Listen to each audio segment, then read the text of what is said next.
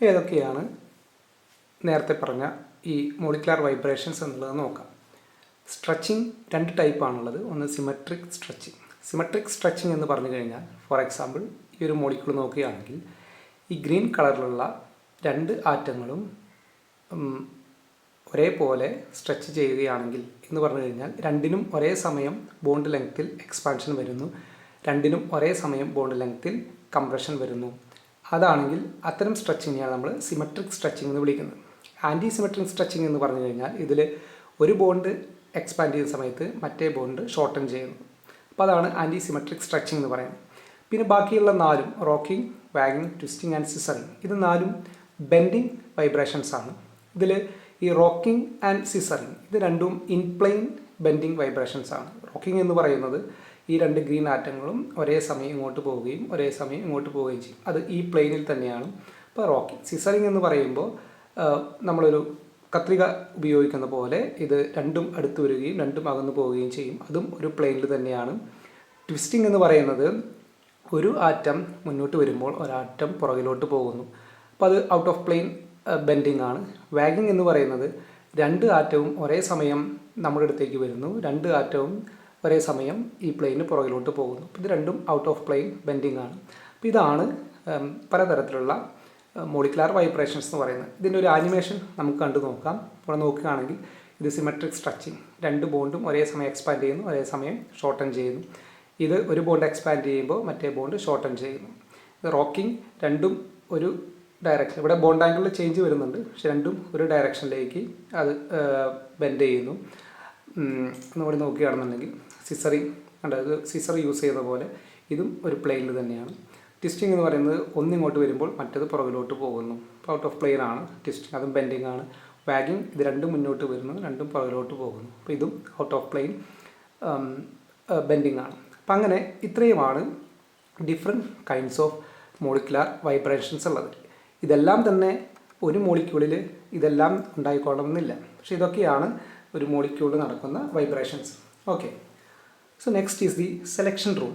Selection rule എന്ന് പറഞ്ഞു കഴിഞ്ഞാൽ ഒരു മോളിക്കുലാർ വൈബ്രേഷൻ എപ്പോൾ നടക്കും, അല്ലെങ്കിൽ ഏതെല്ലാം മോളിക്യൂൾസാണ് ഈ പറയുന്ന ഇൻഫ്രാറെഡ് സ്പെക്ട്രോസ്കോപ്പിയിൽ നമുക്ക് അനലൈസ് ചെയ്യാനായിട്ട് പറ്റാം. എല്ലാ മോളിക്യൂൾസും ഇൻഫ്രാറെഡ് ആക്റ്റീവ് ആയിക്കൊള്ളണമെന്നില്ല. ഇൻഫ്രാറെഡ് ആക്റ്റീവ് എന്ന് ഉദ്ദേശിക്കുന്നത് എല്ലാ മോളിക്യൂൾസിലും ഇൻഫ്രാറെഡ് റേഡിയേഷൻസ് വരുമ്പോൾ അതിൽ വൈബ്രേഷണൽ ട്രാൻസിഷൻ നടക്കണം എന്നില്ല. അപ്പോൾ അതിനൊരു ക്രൈറ്റീരിയ ഉണ്ട്. ഏതൊക്കെ മോളിക്യൂൾസാണ് ഇൻഫ്രാറെഡ് ആക്റ്റീവ് ആയിട്ടുള്ളത്, ഏതൊക്കെ മോളിക്യൂൾസാണ് ഇൻഫ്രാറെഡ് ആക്റ്റീവ് അല്ലാത്തത്. അപ്പോൾ അതാണ് സെലക്ഷൻ റൂളിൽ ആദ്യം വരുന്നത്. So for a molecule to be infrared active, there must be a change in dipole moment. Very important. There must be a change in dipole moment as a result of the vibration that occurs when infrared radiation is absorbed. ഒരു molecule ഒരു infrared radiation absorb ചെയ്ത് കഴിഞ്ഞാൽ അത് vibration നടത്തുമ്പോൾ ആ മോളിക്യൂളിൻ്റെ dipole മൊമെൻറ്റിൽ എന്ത് വരണം? Change വരണം. So what is dipole moment? Dipole moment results when a polar molecule has a center of positive charge separated from a center of negative charge. ഒരു polar മോളിക്യൂളിൽ ഒരു പോസിറ്റീവ് ചാർജ് സെൻറ്ററും ഒരു negative charge സെൻറ്ററും തമ്മിൽ ഒരു ഡിസ്റ്റൻസിൽ അകന്നിരിക്കുകയാണെങ്കിൽ അവിടെയാണ് നമ്മൾ dipole moment ഉണ്ട് എന്ന് പറയുന്നത്. അപ്പോൾ ഈ ഒരു മോളിക്യൂൾ IR ആക്റ്റീവ് ആകണമെന്നുണ്ടെങ്കിൽ ആ മോളിക്യൂളിൽ ഒരു ഡൈപോൾ മൊമെൻറ്റ് ഉണ്ടാകണം എന്നല്ല പറയുന്നത്. പിന്നെ എന്താണ് വേണ്ടത്? ചേഞ്ച് ഇൻ ഡൈപോൾ മൊമെൻറ്റ് വേണം. അപ്പോൾ അതെന്താണെന്നുള്ളത് നമ്മൾ ഈ മോളിക്യൂൾസിൻ്റെ എക്സാമ്പിൾസ് വെച്ചാൽ കുറേ കൂടി മനസ്സിലാവും. ഫോർ എക്സാമ്പിൾ ഇതൊരു HF ഹൈഡ്രജൻ ഫ്ലോറൈഡ് മോളിക്യൂളാണ്.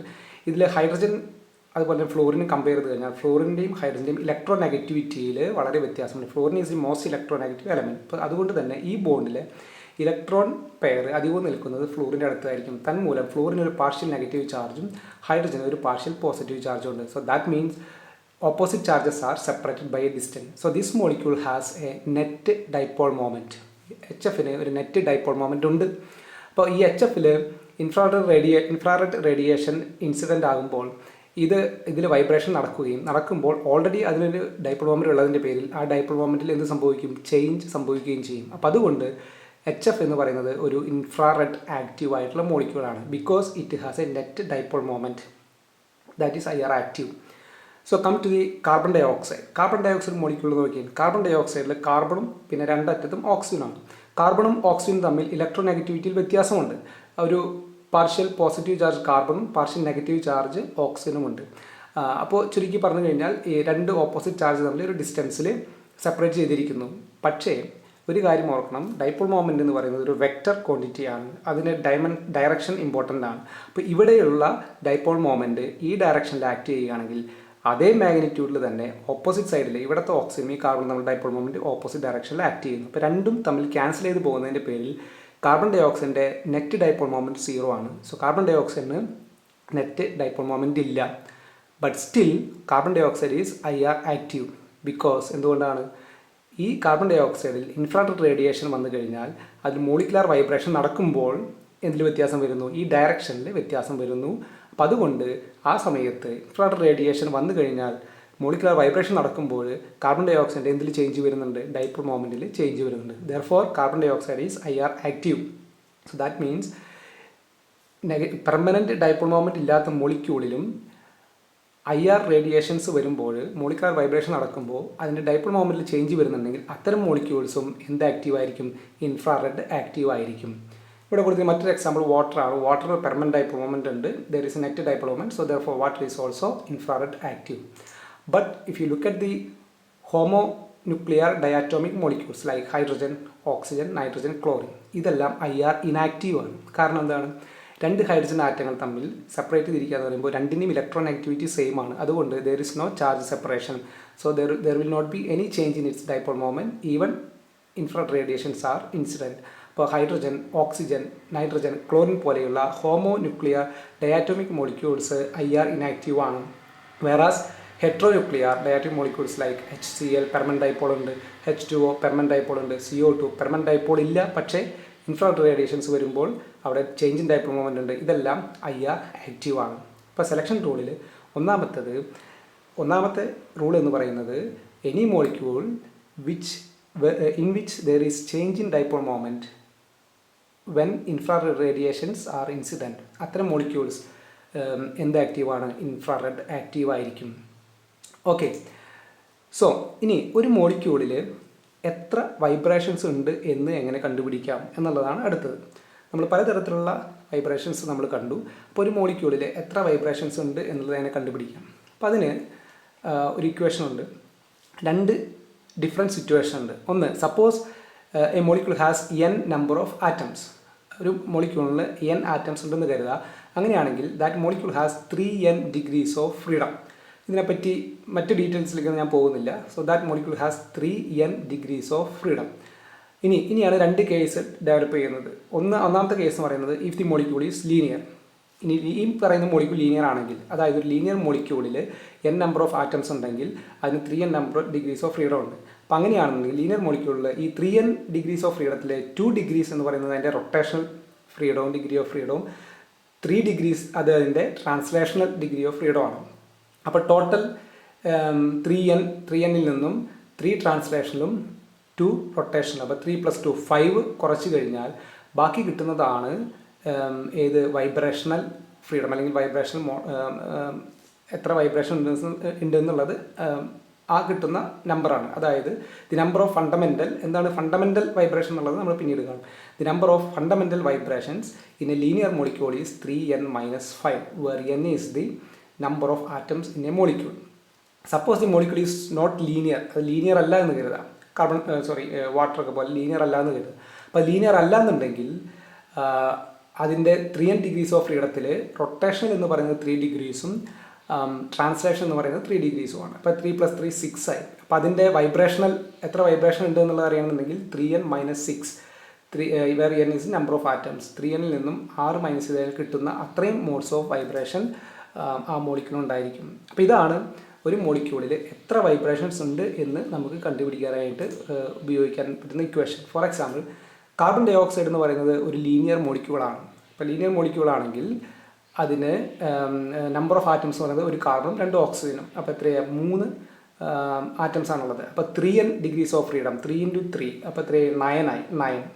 ഇതൊരു ലീനിയർ മോളിക്യൂളായ കാരണം ഔട്ട് ഓഫ് 9ൽ 2 റൊട്ടേഷൻ ഡിഗ്രീസ് ഓഫ് ഫ്രീഡവും 3 ട്രാൻസ്ലേഷൻ ഡിഗ്രീസ് ഓഫ് ഫ്രീഡം ആണ്. അപ്പോൾ 5. അപ്പോൾ 9 മൈനസ് 5 എത്രയാണ്? 4 മോഡ്സ് ഓഫ് വൈബ്രേഷൻസ് ആർക്കുണ്ട്? കാർബൺ ഡൈ ഓക്സൈഡ് ഉണ്ട്. അത് ഏതൊക്കെയാണെന്ന് നോക്കാം. ഒന്നാമത്തെ എന്ന് പറയുന്നത് സിമെട്രിക് കാർബൺ ഓക്സിജൻ സ്ട്രെച്ചിങ് ആണ്. എന്താണ് സിമെട്രിക് സ്ട്രെച്ചിങ് എന്ന് പറയുന്നത്? സിമെട്രിക് സ്ട്രെച്ചിങ് എന്ന് പറയുന്നത് ഇപ്പോൾ ഇവിടെ ഈ ആരോ മാർക്ക് സൂചിപ്പിച്ച പ്രകാരം ഈ ഓക്സിജൻ ഇങ്ങോട്ട് പോകുമ്പോൾ ഈ ഓക്സിജൻ ഇങ്ങോട്ട് പോകുന്നു. പക്ഷേ ആ mode of vibration IR inactive ആണ്. എന്തുകൊണ്ടാണ്? Because there is no change in dipole moment. കാരണം എന്താണ്? ഈ ഓക്സിജൻ ഇങ്ങോട്ട് പോകുമ്പോൾ അതേ അളവിൽ തന്നെ ഈ ഓക്സിജൻ ഇങ്ങോട്ട് പോകുന്നു. അപ്പോൾ അതുകൊണ്ട് എന്താണ് ഉണ്ടാകുന്ന ഡൈപോൾ മൊമെൻറ്റ് ചേഞ്ച് രണ്ട് സൈഡിലും ക്യാൻസൽ ചെയ്ത് പോകുന്നു. Therefore this vibration, this stretching vibration is IR inactive. അത് വരേണ്ടത് ഓൾമോസ്റ്റ് 1347 റെസിപ്രോക്കൽ സെൻറ്റിമീറ്റർ എന്ന് പറയും. അത്രയും വേവ് നമ്പറുള്ള ആ എനർജിയിലുള്ള ഒരു റേഡിയേഷൻ അബ്സോർബ് ചെയ്യുമ്പോഴാണ് നടക്കേണ്ടത്. പക്ഷെ അത് IR ആക്റ്റീവ് അല്ല. കാരണം അതിന് സിമെട്രിക് സ്ട്രെച്ചിങ് വഴി അതിൽ there is no change in dipole moment. Okay. രണ്ടാമത്തെ ഒന്ന് അസിമെട്രിക് സ്ട്രെച്ചിങ് ആണ്. അസിമെട്രിക് സ്ട്രെച്ചിങ്ങിൽ എന്താണ്? ഒരു ബോണ്ട് ഷോർട്ടൻ ചെയ്യുമ്പോൾ അടുത്ത ബോണ്ട് എക്സ്പാൻഡ് ചെയ്യുന്നു. ഇവിടെ definitely there is change in dipole moment. അപ്പോൾ അതുകൊണ്ട് ഈ വൈബ്രേഷൻ IR ആക്റ്റീവ് ആണ്. അത് വരുന്നത് 2350 റെസിപ്രോക്കൽ സെൻറ്റിമീറ്ററിലാണ് ഏകദേശം കാർബൺ ഡൈ ഓക്സൈഡിൻ്റെ അസിമെട്രിക് CO സ്ട്രെച്ചിങ് വരുന്നത്. പിന്നെ 2 ടൈപ്പ് ബെൻഡിങ് വൈബ്രേഷൻസ് ആണുള്ളത്. ഒന്ന് scissoring, the other one is wagging. ഇപ്പോൾ ടോട്ടൽ ഇവിടെ പറഞ്ഞ പോലെ 4 ഉണ്ട്. അതിൽ സിമെട്രിക് സ്ട്രെച്ചിങ് എന്തല്ല? IR ആക്റ്റീവ് അല്ല. അസിമെട്രിക് സ്ട്രെച്ചിങ് IR ആക്റ്റീവ് ആണ്. ബെൻഡിങ് 2 ഉണ്ട്. പക്ഷേ ഈ രണ്ടിൻ്റെയും ഫ്രീക്വൻസി അല്ലെങ്കിൽ അതിൻ്റെ വേവ് നമ്പർ സെയിം ആണ്. എന്ന് പറഞ്ഞു കഴിഞ്ഞാൽ 667 റെസിപ്രോക്കൽ സെൻറ്റിമീറ്റർ എനർജിയുള്ള ഒരു ഇൻഫ്രാറെഡ് റേഡിയേഷൻ വരികയാണെങ്കിൽ ഈ 2 ബെൻഡിങ് വൈബ്രേഷൻ നടക്കും. അപ്പോൾ അതുകൊണ്ട് ഇതിന് നമ്മൾ ഡീജനറേറ്റ് പെയർ എന്ന് വിളിക്കും. ഡീജനറേറ്റ് പെയർ എന്ന് പറയുന്നത് ഒരേ ഫ്രീക്വൻസിയിൽ തന്നെ ഒന്നിലധികം വൈബ്രേഷൻസ് മോഡ് ഓഫ് വൈബ്രേഷൻസ് ഉണ്ടെങ്കിൽ നമ്മൾ അതിനെന്ത് വിളിക്കുന്നു? ഡീജനറേറ്റ് പെയർ എന്ന് വിളിക്കുന്നു. ചുരുക്കി പറഞ്ഞാൽ നിങ്ങൾ കാർബൺ ഡൈ ഓക്സൈഡിൻ്റെ IR സ്പെക്ട്രം എടുക്കുകയാണെന്നുണ്ടെങ്കിൽ അതിൽ 2 പീക്കുകളാണ് നിങ്ങൾക്ക് കിട്ടുക. ഒന്ന് അസിമെട്രിക് CO സ്ട്രെച്ചിങ്ങിൻ്റെയും മറ്റത് സിസറിങ് ആൻഡ് വാഗിങ്. ഇത് രണ്ടും ചേർന്നിട്ടുള്ള ഒറ്റ പീക്ക്. കാരണം അത് 667 എന്ന് പറയുന്ന ഒറ്റൊരു വേവ് നമ്പറിൽ തന്നെ ഈ 2 വൈബ്രേഷൻസ് നടക്കും. അപ്പോൾ കാർബൺ ഡൈ ഓക്സൈഡിന് 4 മോഡ്സ് ഓഫ് വൈബ്രേഷൻ ഉണ്ടെങ്കിലും 2 പീക്കേ നിങ്ങൾക്ക് സ്പെക്ട്രത്തിൽ കിട്ടുള്ളൂ. ഒരെണ്ണം സിമെട്രിക് സ്ട്രെച്ചിങ് IR ഇനാക്റ്റീവ് ആണ്. പിന്നെ 2 ബെൻഡിങ് വൈബ്രേഷൻ്റെയും ഒരേ എനർജി തന്നെയായതിൻ്റെ പേരിൽ നിങ്ങൾക്ക് 2 പീക്കേ കിട്ടുള്ളൂ. അപ്പോൾ കാർബൺ ഡൈ ഓക്സൈഡ് അബ്സോർബ് ചെയ്യുന്നത് 667 റെസിപ്രോക്കൽ സെൻറ്റിമീറ്ററിലുള്ള ഇൻഫ്രാറെഡ് റേഡിയേഷനെയും 2350 റെസിപ്രോക്കൽ സെൻറ്റിമീറ്ററുള്ള ഇൻഫ്രാറെഡ് റേഡിയേഷൻ മാത്രമേ അത് അബ്സോർബ് ചെയ്യുള്ളൂ. ബാക്കി റേഡിയേഷനെ അത് ട്രാൻസ്മിറ്റ് ചെയ്യും. Okay. In the case of വാട്ടറിൽ അഗെയിൻ 3 ആറ്റംസ് ആണുള്ളത്. അപ്പോൾ 3 ഡിഗ്രീസ് ഓഫ് ഫ്രീഡം ഉണ്ട്. പക്ഷേ ഇതൊരു നോൺ ലീനിയർ ആയിട്ടുള്ള ലീനിയർ അല്ല, നോൺ ലീനിയർ ആണ്. അപ്പോൾ അതുകൊണ്ട് അതിൻ്റെ ഇക്വേഷൻ എന്താ വരുന്നത്? 3 × 3 - 6. അപ്പോൾ അതിന് 3 മോഡ്സ് ഓഫ് വൈബ്രേഷൻ ആണുള്ളത്. അതാണ് ഇവിടെ കൊടുത്തിരിക്കുന്നത്. ഒന്ന് സിമെട്രിക് സ്ട്രെച്ചിങ്. ഇതിന് ഓൾറെഡി ഒരു പെർമനൻറ്റ് ഡൈപോൾ മൊമെൻറ്റ് ഉണ്ട്. അതുകൊണ്ട് ഇതിൽ സിമെട്രിക് സ്ട്രെച്ചിങ്ങും ചേഞ്ച് ഇൻ ഡൈപോൾ മൊമെൻറ്റ് ഉണ്ടായിരിക്കും. അത് IR ആക്റ്റീവ് ആണ്. Which comes around approximately 3700 reciprocal centimetres. The other one is asymmetric stretching 3600 reciprocal centimetres. പിന്നെ ഒരു ബെൻഡിങ് ഉണ്ട്. അത് IR ആക്റ്റീവ് ആണ്. അതിന് അപ്രോക്സിമേറ്റ്ലി 1600 റെസിപ്രോക്കൽ സെൻറ്റിമീറ്റേഴ്സ്. അപ്പോൾ ഇങ്ങനെയാണ് നമ്മൾ ഒരു മോളിക്യൂൾ IR ആക്റ്റീവ് ആണോ എന്ന് നമുക്ക് അറിയാൻ പറ്റും. അടുത്തത് അത് ലീനിയർ ആണോ നോൺ ലീനിയർ ആണോ നോക്കിയിട്ട് അതിന് എത്ര മോഡ്സ് ഓഫ് വൈബ്രേഷൻ ഉണ്ടെന്ന് നമുക്ക് കണ്ടുപിടിക്കാനായിട്ട് പറ്റും. Okay. So next selection rule is the quantum mechanical selection rule for vibration transition. ഇനി വൈബ്രേഷൻ ട്രാൻസിഷൻ നടക്കാനുള്ള ക്വാണ്ടം മെക്കാനിക്കൽ സെലക്ഷൻ റൂൾ എന്താണെന്നുള്ളതാണ്. Okay. So as per simple harmonic oscillator model for an allowed vibrational transition delta V equal to ±1. Simple harmonic oscillator എന്ന് പറയുന്നത് എന്താണെന്ന് നമുക്ക് നോക്കാം. Detail ആയിട്ട് നമ്മൾ കാണില്ല.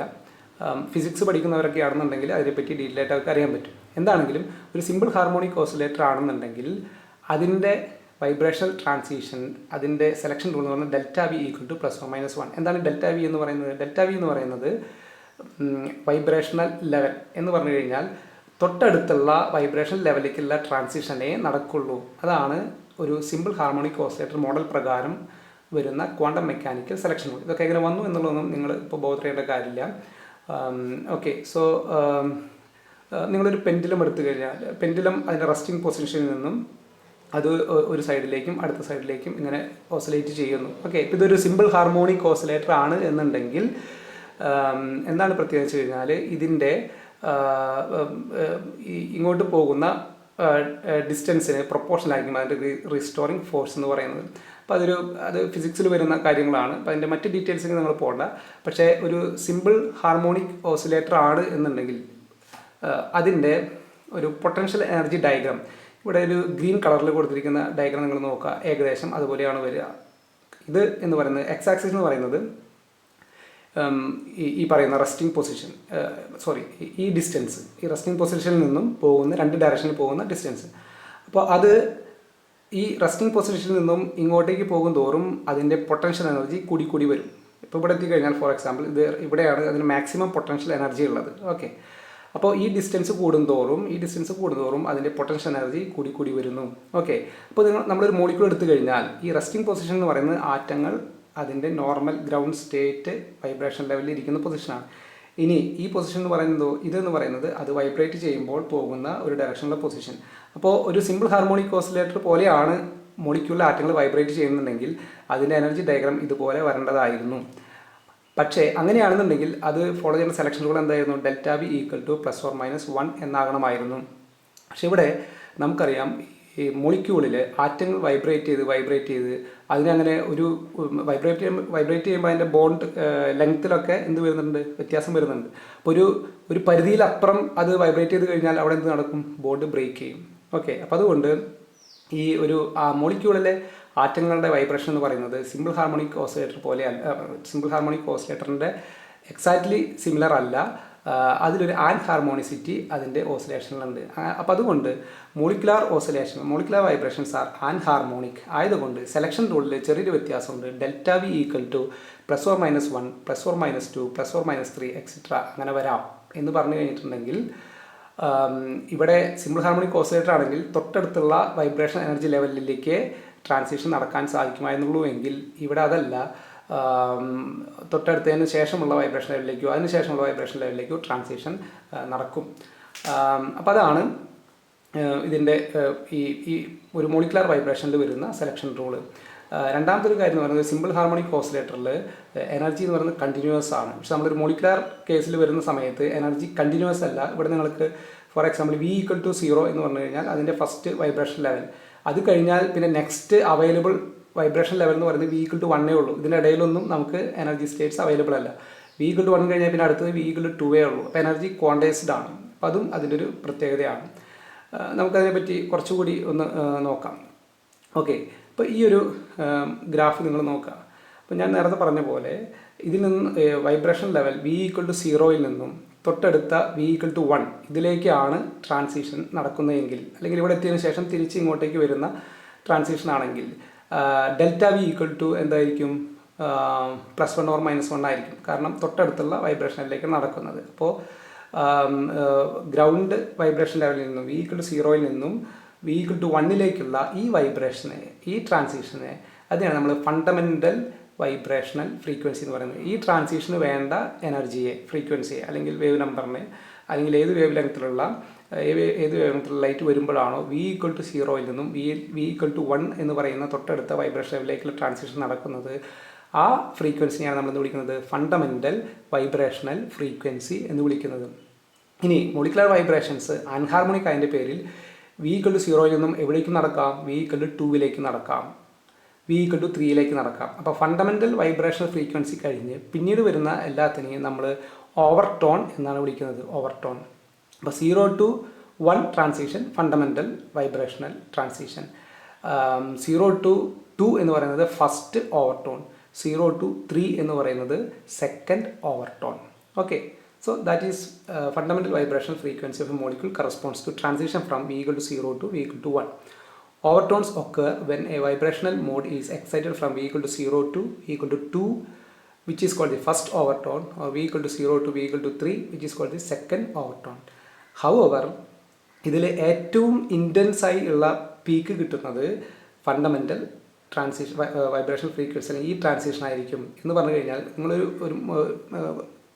ഒരു മോളിക്യൂളിനെ എടുത്തിട്ട് അതിലേക്ക് ഇൻഫ്രാറെഡ് റേഡിയേഷൻ പാസ് ചെയ്ത് കഴിഞ്ഞാൽ ആ സിസ്റ്റത്തിലെ അധികം മോളിക്യൂളിലും നടക്കുന്നത് ഏതായിരിക്കും 0 to 1, ഏറ്റവും അധികം നടക്കുന്നത് 0 to 1 ട്രാൻസിഷൻ ആയിരിക്കും. അപ്പോൾ അതിൻ്റെ ബാൻഡ് ആയിരിക്കും, അതിൻ്റെ പീക്കായിരിക്കും ഏറ്റവും ഇൻറ്റൻസ് ആയിട്ട് നിങ്ങൾക്ക് കിട്ടുക.